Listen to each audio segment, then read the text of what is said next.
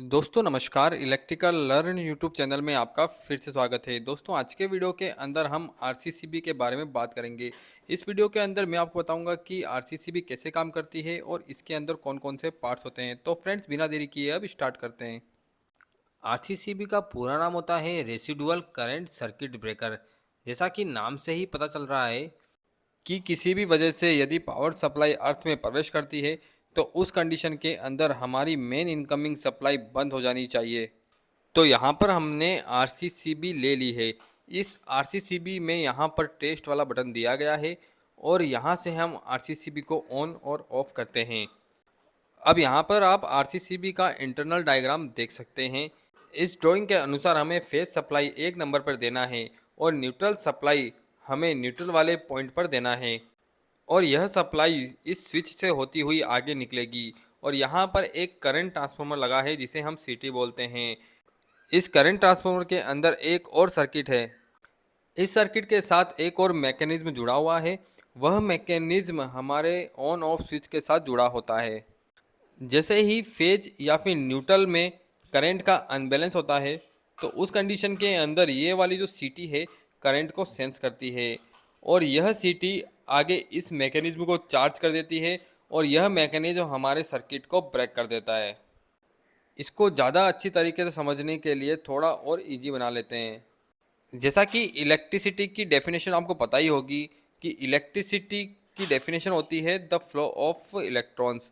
यानी किसी भी सर्किट के अंदर इलेक्ट्रॉन्स का जो फ्लो होता है उसे हम इलेक्ट्रिसिटी कहते हैं।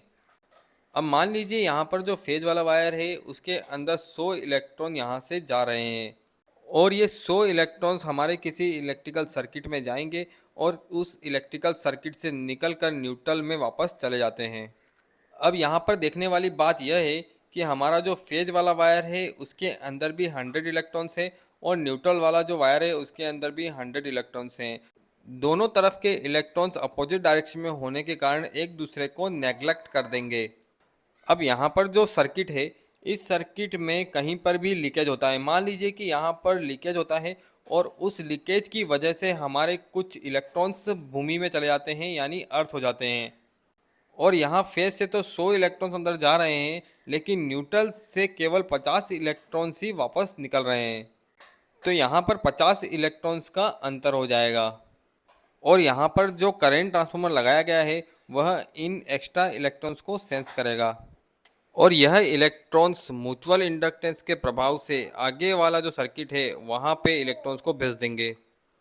और आप देख सकते हैं ये वाला जो सर्किट है वह मेन स्विच के साथ जुड़ा हुआ है।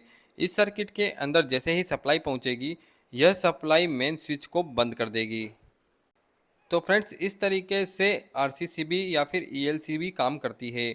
अब यहाँ पर हम एक और सर्किट देख रहे हैं जिसके अंदर फेज से एक वायर उठाया है और वह वायर एक रेजिस्टेंस में गया है। रेजिस्टेंस के बाद उस वायर को एक स्विच पे लेके गए हैं और उस स्विच से वायर को वापस न्यूट्रल में लाकर जोड़ दिया गया है। ये वाला जो सर्किट है वह टेस्ट बटन के साथ जुड़ा हुआ है।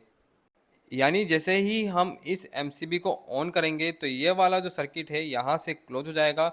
उसके बाद हम इस टेस्ट वाले बटन को प्रेस करेंगे तो फेज वाली सप्लाई इस रेजिस्टेंस से होती हुई न्यूट्रल में चली जाएगी और जैसे ही सप्लाई फेज से होती हुई न्यूट्रल में जाएगी उस समय फेज और न्यूट्रल के बीच में इलेक्ट्रॉन्स का डिफरेंस हो जाएगा और उस इलेक्ट्रॉन्स के डिफरेंस से ये वाला सर्किट फिर से सेंस करेगा और इस आरसीसीबी के मेन स्विच को ऑफ कर देगा। यहाँ पर आपने कंट्रोल सर्किट के माध्यम से तो समझ ही लिया है कि आरसीसीबी किस तरीके से काम करती है। तो फ्रेंड्स उम्मीद है कि इस वीडियो के माध्यम से आप समझ गए होंगे कि आरसीसीबी किस तरीके से काम करती है। और भी दोस्तों यदि आपके कोई डाउट हो तो मुझे कमेंट सेक्शन में जरूर बताएं। थैंक यू दोस्तों, thank you so much for watching my video. Thank you so much. जय हिंद जय भारत।